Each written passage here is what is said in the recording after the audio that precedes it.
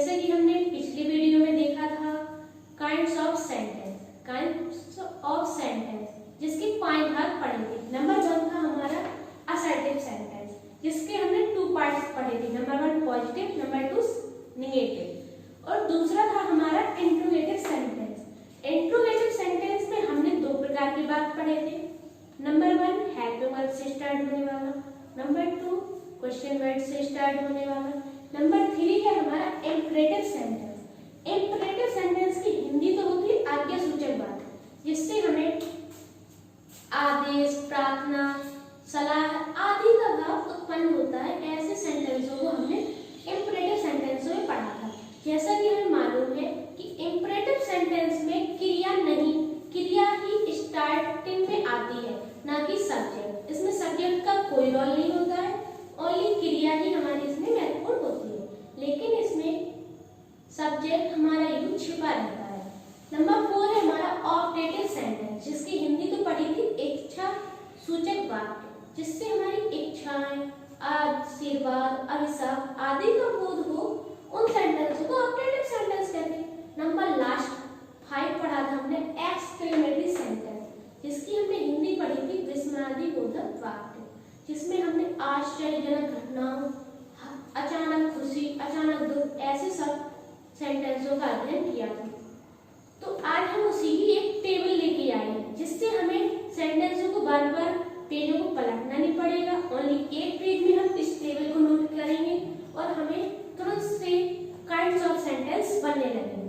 तो हमारा नंबर 1 जो सेंटेंस का पार्ट है वो है हमारा असर्टिव। असर्टिव सेंटेंस ऐसा सेंटेंस है जिनमें किसी घटना का घटित होना पाया जाएगा या नहीं पाया जाएगा, ये तो हमने थ्योरी में पढ़ा था। अब इसकी स्टार्टिंग कैसे होगी? तो इसकी स्टार्टिंग होगी सब्जेक्ट से, जो हमारा कर्ता होगा वो इसकी स्टार्टिंग करेगा, और इसका एंड होगा फुल स्टॉप पर। जो फुल स्टॉप आएगा उससे हमें मालूम चलेगा कि ये या तो वाक्य असर्टिव होगा या फिर इंपरेटिव होगा। वो कैसे? क्योंकि इंपरेटिव में भी हमने देख रहे हैं कि इसकी एंडिंग में फुल स्टॉप पर होती है, पर हम पहचानेंगे कैसे कि ये असर्टिव सेंटेंस है या इंपरेटिव सेंटेंस? तो आइए हम जानते हैं। तो हमने बोला है असर्टिव सेंटेंस वाक्य के सब्जेक्ट से प्रारंभ होगा, और इंपरेटिव सेंटेंस में सब्जेक्ट होता ही नहीं है। तो हमें कोई डाउट नहीं रहा, हमारा डाउट क्लियर हो गया कि असर्टिव सेंटेंस सब्जेक्ट से प्रारंभ होगा और फुल स्टॉप पर एंड होगा। एग्जाम्पल देख लेते हैं। जैसे राम विद्यालय जाता है, Ram goes to school, full stop. Ram इसका सब्जेक्ट है, तो सब्जेक्ट से जो वाक्य स्टार्ट हुआ है और फुल स्टॉप पर एंड हुआ है, ऐसे वाक्य असर्टिव सेंटेंस में आते हैं। नंबर 2 है हमारा इंट्रोगेटिव सेंटेंस, ऐसे वाक्य जिनमें कोई प्रश्नवाचक शब्द उपस्थित हो। प्रश्नवाचक शब्द क्या है? What, who, how, why, how much, how many, ये सारे सेंटेंस होते हैं इंट्रोगेटिव सेंटेंस। उसका एंड होता है क्वेश्चन मार्क पर। कभी ये हेल्पिंग वर्ब से स्टार्ट होते हैं और कभी क्वेश्चन वर्ड से। नंबर 3 हमारा आता है इंपरेटिव सेंटेंस, ऐसा सेंटेंस जिसमें आज्ञा, प्रार्थना, सलाह आदि भाव उत्पन्न हो। जैसे हम एग्जाम्पल देते हैं, open the door. Open the door में हमारा सेंस आता है ऑर्डर का, तो हम देख लेते हैं आज्ञा, तो इंपरेटिव सेंटेंस है और इसका एंड हमेशा फुल स्टॉप पर होता है। जैसे हमें कोई एडवाइस देता है, डोंट बीट हिम, ये भी हमारी एक सलाह होती है कि उसे मत पीटो, या डोंट एब्यूज अदर, किसी को गाली मत दो। तो ये कोई हमसे सलाह ही कर सकता है, अपनी राय दे सकता है, पर हम पे कोई ऑर्डर नहीं चला सकता है। नंबर 4 है हमारा ऑप्टेटिव सेंटेंस, ऐसे सेंटेंस जिनमें किसी इच्छा प्रकट हो, जैसे किसी को आशीर्वाद देने की, किसी को अभिशाप देने की, या किसी को विश करने की। जैसे हम लोग नॉर्मली विश कर देते हैं हैप्पी बर्थडे, जो भी विशेष होती हैं वो सारी ऑप्टेटिव सेंटेंस में आती हैं, और इनमें ज्यादातर ये वाक्य मे से स्टार्ट होते हैं। मे यहाँ पर एक मॉडल है, मॉडल का यूज सब्जेक्ट से पहले किया जाता है। जैसे मे यू लिव लॉन्ग, मैं तुम्हें आशीर्वाद देता हूँ कि तुम दीर्घायु हो, और इनका एंड हमेशा होता है एक्सक्लेमेशन मार्क। एक्सक्लेमेशन मार्क 2 सेंटेंसों में उसमें भी एक्सक्लेमेशन मार्क आता है, और ऑप्टेटिव सेंटेंस में तो हमें थोड़ा सा डिफरेंट है उसमें। इनमें हमें कुछ शब्द दिए रहेंगे एक्सक्लेमेटरी सेंटेंस में, जैसे अलास, हुर्रा है, ब्रेवो, हा, इन सारे सेंटेंसों में हमें ये शब्द दिए रहेंगे, तो हम पहचान लेंगे कि ये एक्सक्लेमेटरी सेंटेंस है और ये हमारा में से स्टार्ट होने वाला ऑप्टेटिव सेंटेंस है। तो आज हमने अभी देखा है टेबल टाइप्स ऑफ सेंटेंस, जिससे हमें छोटे से रूप में सारे सेंटेंसों का ज्ञान हो जाएगा। तो देखिए अभी हमने सारे सेंटेंसों की टेबल देखी थी कि किससे कौन सा बात स्टार्ट होता है और कौन कहाँ पर एंड होता है। तो अब हम उन्हीं सेंटेंसों को फाइंड करेंगे। तो हमने एक छोटी सी एक्सरसाइज बनाई है, फाइंड द सेंटेंस नेम। हमें क्या फाइंड करना है, जो हमारे सेंटेंस का नाम होगा उसको हमें इसके आगे राइट करना है। तो पहला सेंटेंस हमारा आ जाता है the cow gives us milk. पहला सेंटेंस है हमारा the cow gives us milk. तो हमें पहले डीपली सोचना होगा, जो हमने टेबल पढ़ी थी उसमें ऐसा सेंटेंस कहीं पर तो था नहीं, तो हमें कैसे पता चलेगा कि ये कौन सा सेंटेंस है। तो हमने देखिए पहले सेंटेंस में पढ़ा था असर्टिव में कि पहला वाक्य सब्जेक्ट से प्रारंभ होगा। तो इसका सब्जेक्ट क्या है, द काउ। द काउ से प्रारंभ है, हेल्पिंग वर्ब नहीं दी है तो इसमें मेन वर्ब में ऐसे ही यस लगा है, और इसके एंड में आ गया है फुल स्टॉप। तो हमने कैसे पहचाना कि ये असर्टिव है, क्योंकि इसमें सब्जेक्ट से ये प्रारंभ है और फुल स्टॉप पर एंड है। तो हम इसका आंसर लिख देंगे असर्टिव सेंटेंस। जिनको आता था उनके लिए अच्छी बात है, पर जिन्हें नहीं आता था वो ऐसे इनको सीख लेंगे कि जो सेंटेंस सब्जेक्ट से प्रारंभ होते हैं, फुल स्टॉप पर इनका एंड होता है, ऐसे सेंटेंसों को असर्टिव सेंटेंस कहते हैं। इसी को हम अफर्मेटिव सेंटेंस भी कह सकते थे। अगला है हमारा good boys don't insult the weak. अच्छे बच्चे कभी कमजोर का अपमान नहीं करते हैं। इसमें आया नहीं सब, तो ये भी हमने असर्टिव सेंटेंस के नेगेटिव में पढ़ा था। तो देखिए ये सेंटेंस हमारा सब्जेक्ट से प्रारंभ है और फुल स्टॉप पर इसका एंड है, तो ये सेंटेंस भी हमारा असर्टिव होगा। तो देखा बच्चों, हमने जिस टेबल में पढ़ा था उसी से हमें सारे आंसर मिल रहे हैं। तो हमारे वाक्यों में ऐसा भी सेंटेंस आ सकता है। अगला सेंटेंस है हमारा where did he put the book. तो ये हमारा क्या हो गया, वेयर क्वेश्चन वर्ड। तो हमने दूसरे सेंटेंस में पढ़ा था इंट्रोगेटिव में, यदि कोई क्वेश्चन वर्ड स्टार्टिंग में आए और एंड में क्वेश्चन मार्क दिया हो तो ऐसे सेंटेंसों को इंट्रोगेटिव सेंटेंस कहते हैं। तो इसका आंसर होगा इंट्रोगेटिव सेंटेंस। नंबर 4 है हमारा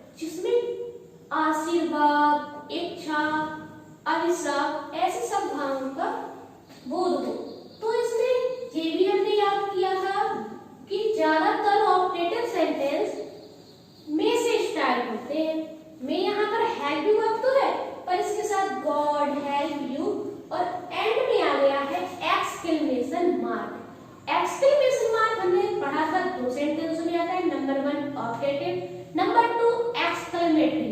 तो ये हमारा सेंटेंस हो गया ऑप्टेटिव सेंटेंस, क्योंकि इसकी स्टार्टिंग हुई है में से, तो इसलिए इसका नाम हो गया ऑप्टेटिव सेंटेंस। अगला है गुड मॉर्निंग आशा। गुड मॉर्निंग आशा, लास्ट में एक्सक्लेमेशन मार्क। तो ऐसा सेंटेंस हमने पढ़ा था जिसमें कोई शुभकामना या इच्छा की बात हुई हो, तो इसमें कोई हमें गुड मॉर्निंग आशा, कोई विश कर रहा है आशा को, गुड मॉर्निंग, तो ये सेंटेंस भी हमारा ऑप्टेटिव सेंटेंस होगा। तो देखिए हमने यहाँ पर अभी 4 सेंटेंसों को फाइंड कर लिया है, असर्टिव, इंट्रोगेटिव, इंपरेटिव, ऑप्टेटिव। अब हमारा अगला सेंटेंस आता है hurrah he has done well. अचानक से उसने हर्ष जाहिर किया, हर्ष का मतलब है खुशी जाहिर की, हुर्रा है खुश होकर, ही हैज डन वेल उसने अच्छा किया, उसने बहुत जोर से चिल्लाया हुर्रा है, ही हैज डन वेल उसने बहुत अच्छा किया। तो इन सेंटेंसों के तुरंत बाद एक्सक्लेमेशन मार्क आया है, तो ये सेंटेंस हो जाएगा एक्सक्लेमेटरी सेंटेंस। अगला है हमारा how are you. How are you, इनमें भी क्या आया है question word. Question word starting में आया है और इसकी एंडिंग क्वेश्चन मार्क पे हो रही है, इसलिए ये सेंटेंस हमारा होगा इंट्रोगेटिव सेंटेंस।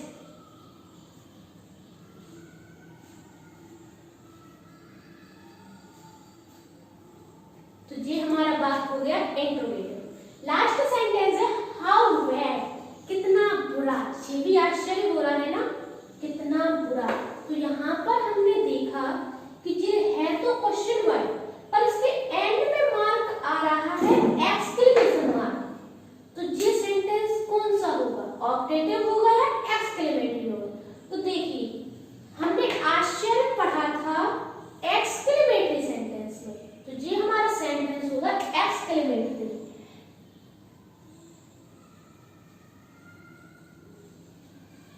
क्योंकि इन सेंटेंसों को देखकर हमारे मन में आश्चर्य होगा, अचानक से खुशी होगी, अचानक से दुख होगा, ऐसे सेंटेंसों को एक्सक्लेमेटरी सेंटेंस में पढ़ा जाता है। तो अभी हमने देखा फाइंड द सेंटेंस में, हमने पहले सेंटेंस की सारणी को देखा, फिर उन्हीं से हमने सेंटेंसों को फाइंड किया कि सेंटेंस का क्या नाम है, उसका क्या नाम है, इनकी स्टार्टिंग कहाँ से होती है, इनका एंड कैसे होता है।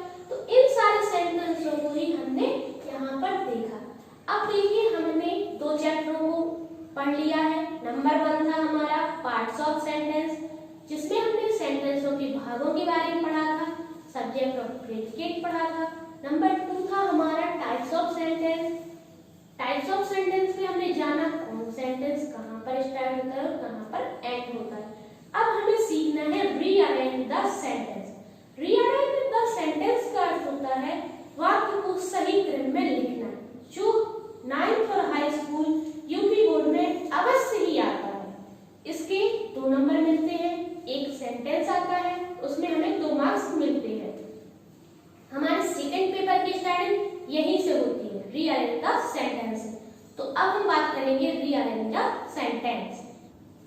देखिए तो अब हमें पढ़ना है रीऑर्डर द सेंटेंस या रीअरेंज द सेंटेंस, जो हमें 2 मार्क्स के आएंगे 9th और हाई स्कूल के सिलेबस में। तो हमारा पहला सेंटेंस है A letter mother daughter to her boy। आपको लग रहा होगा कि कैसा सेंटेंस दे दिया है, ना तो इसमें सब्जेक्ट का कुछ पता है और ना ही क्रिया का।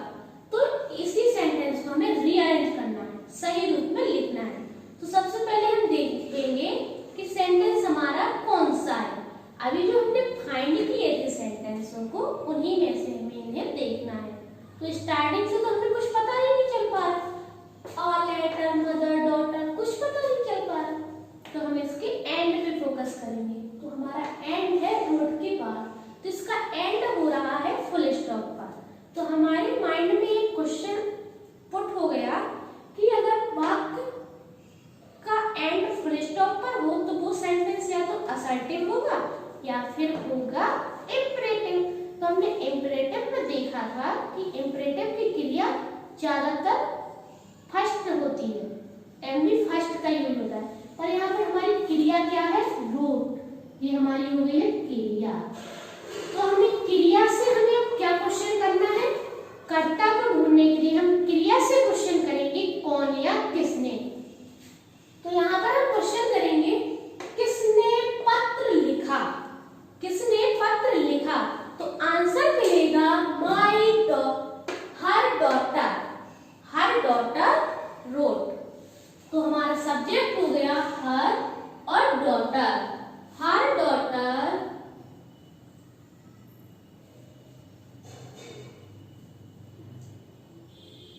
अब देखिए सब्जेक्ट के बाद आती है हेल्पिंग वर्ब।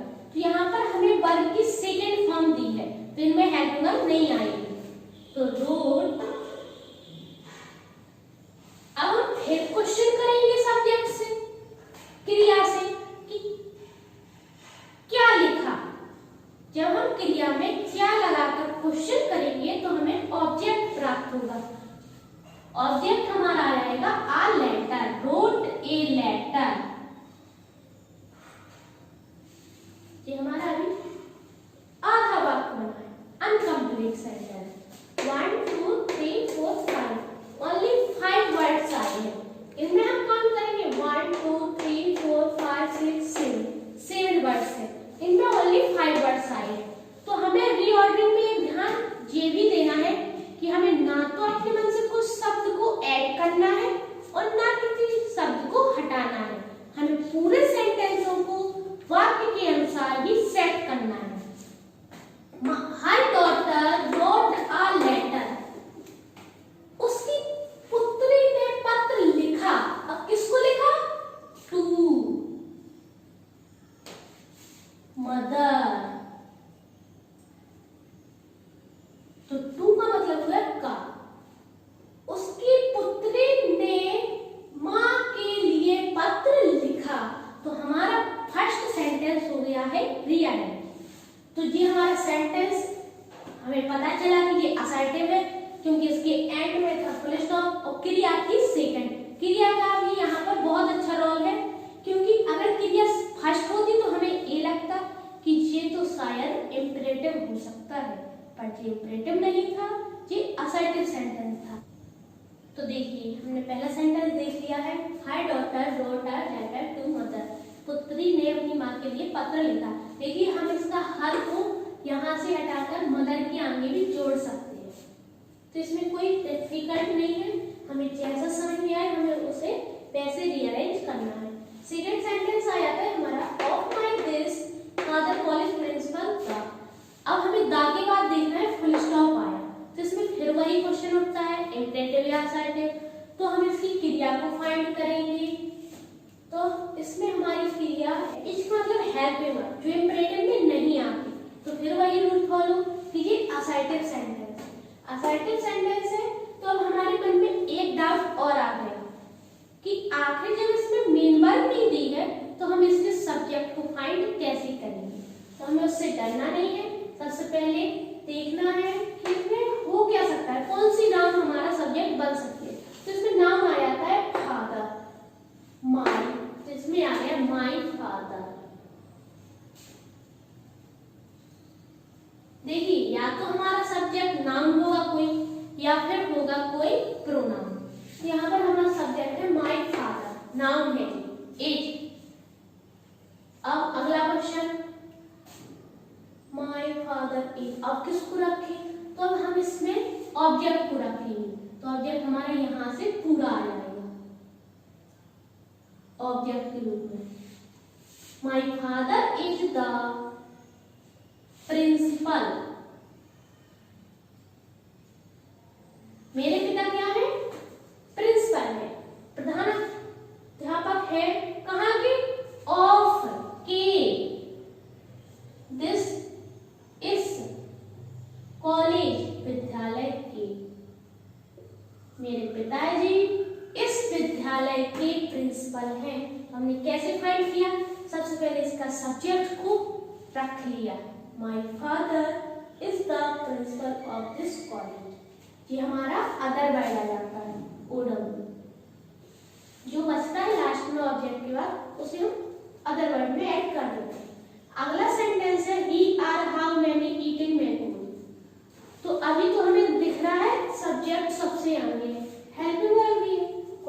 वाइड भी है।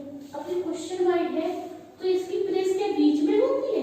नहीं, क्वेश्चन वाइड हमेशा इंट्रोगेटिव सेंटेंस में सबसे आगे रखा जाता है। तो हाउ मैनी, हमने जब टेंसों को डीपली पढ़ा होगा बचपन से तो उनमें हमने देखा होगा हाउ मैनी, हाउ मच के साथ उनसे रिलेटिव नाउन्स, पेन, पेंसिल, आम, कोई भी नाउन्स हो वो उनके साथ ही लिखा जाता है। तो हाउ मैनी के साथ इसका नाउन आ जाएगा मैंगो। जी यहाँ पर नाउन है मैंगोज। How many mangoes.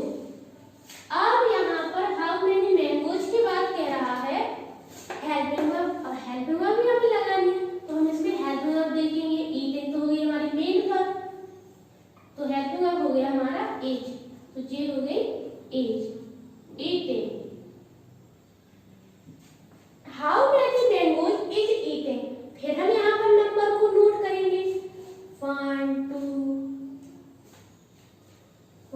2 3, केवल 3 नंबर आएंगे। यहाँ पर कितने 1 2 3 4 5। अब बचा क्या? एक तो ये हेल्पिंग वर्ब मेन वर्ब बची और एक ही सब्जेक्ट बचा। तो अब हमें रीअरेंज में ये भी देखना है कि पहले सब्जेक्ट आएगा या मेन वर्ब आएगी। तो देखिए अभी तक यहाँ पर सब्जेक्ट नहीं आया था, पर इंट्रोगेटिव सेंटेंसों में क्वेश्चन वर्ड हेल्पिंग वर्ब के बाद सब्जेक्ट आता है तो इसका सब्जेक्ट आएगा ही। अब आएगी इसकी main verb eating, question mark जम कर दो। एक बात का हमें विशिष्ट ध्यान देना है कि हम जब रीअरेंज करेंगे सेंटेंस को तो उसके बाद का जो मार्क होगा उसे हमें हटाना नहीं है। जैसे हमने पहले सेंटेंस में मदर की बात फुल स्टॉप लगाया, दूसरे में भी कॉलेज की बात फुल स्टॉप लगाया और ईटिंग के बाद क्वेश्चन मार्क जरूर आएगा। इसको ध्यान देना है कि हमारा मार्क छूटे ना। अगर हमारा मार्क छूट जाता है तो इसका भी हमें हाफ मार्क्स कट जाता है, क्योंकि देखिए हमने पूरा सेंटेंस तो सही बनाया पर हमने मार्क्स ही नहीं लगाया तो हमारा सेंटेंस कट जाएगा, जिससे हमारा काफी लॉस होगा। अब है your book bring me to, इसमें फुल स्टॉप आया पर सब्जेक्ट नहीं दिया है तो जिस सेंटेंस होगा इंपरेटिव। इंपरेटिव में अब हमें क्या ढूंढना है? क्रिया। तो हमारी क्रिया क्या है? ब्रिंग, लाना, ब्रिंग। अब क्या लाना है? योर बुक, अपनी पुस्तक लानी है। किसके सामने? टू मी, मेरे पास। ब्रिंग योर बुक, अपनी पुस्तक लाओ, टू मी, मुझे दो, अपनी पुस्तक लाके मुझे दो। तो ऐसे सेंटेंस इंपरेटिव सेंटेंस होते हैं, इसमें भी मार्क का बहुत ध्यान देना है। ये सेंटेंस इंपरेटिव है, हमने कैसे जाना? इसकी क्रिया दी थी पर इसका सब्जेक्ट नहीं दिया था। योर बुक इसका सब्जेक्ट नहीं है बल्कि इसका ऑब्जेक्ट है। हमारा लास्ट सेंटेंस है 5, me told speak to my mother not stranded. जैसा कि अभी तो कुछ समझ में नहीं आ रहा पर हमें इसका मीन्स पता है तो हम बता रहे हैं। इसका मीन्स है मेरी माँ ने मना किया है अनजान लोगों से बात करने के लिए। अर्थ तो बहुत लंबा हो गया ना, पर इंग्लिश में ये बहुत छोटा हो जाता है। तो हमें इसमें क्या है सब्जेक्ट? माय मदर, मेरी माँ ने कहा है कि अनजान लोगों से बात नहीं करना। तो इसका सब्जेक्ट हमें फुल स्टॉप है तो समझ लिया कि ये असर्टिव है, और अब इसका सब्जेक्ट हमें फाइंड करना है क्रिया से। तो इसकी क्रिया टोल्ड होगी ना कि स्पीक। स्पीक इसकी क्रिया नहीं है बल्कि ये इंफिनिटिव, क्योंकि इसके साथ टू भी दिया है। टू दिया है तो ये हमारा पूरा हो गया इंफिनिटिव। इंफिनिटिव ये हम जब वर्ब को पढ़ेंगे तो उसमें हम जानेंगे इंफिनिटिव क्या है, जीरेंट क्या है, ये सारे सेंटेंसों को हम जानेंगे।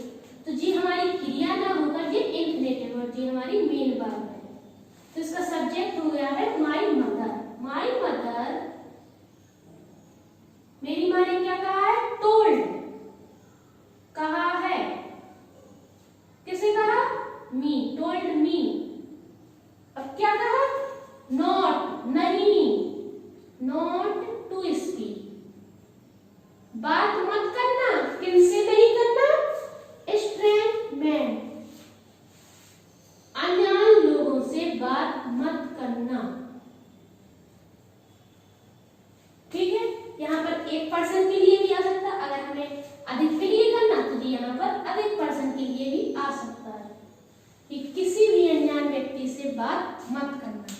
तो आज हमने जाना सब्जेक्ट और सेंटेंस की सारणी को हमने जाना कि सेंटेंस 5 प्रकार के होते हैं। फिर उन सेंटेंसों को हमने फाइंड भी किया और जो हमारे पाठ्यक्रम में आना ही है वो है हमारा रीअरेंज द सेंटेंस जो आएगा 2 मार्क्स का।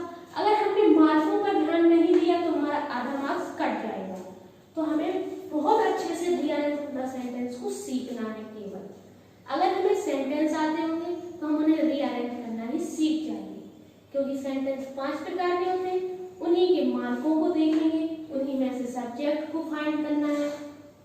जो हमें सेंटेंस दिया होगा उसमें किसी भी शब्द को ऐड नहीं करना है और ना किसी भी शब्द को हटाना है। तो वीडियो पसंद आया होगा हो तो लाइक करें, चैनल को सब्सक्राइब अवश्य करें ऐसे वीडियो देखते रहने के लिए। Thank you for watch the video.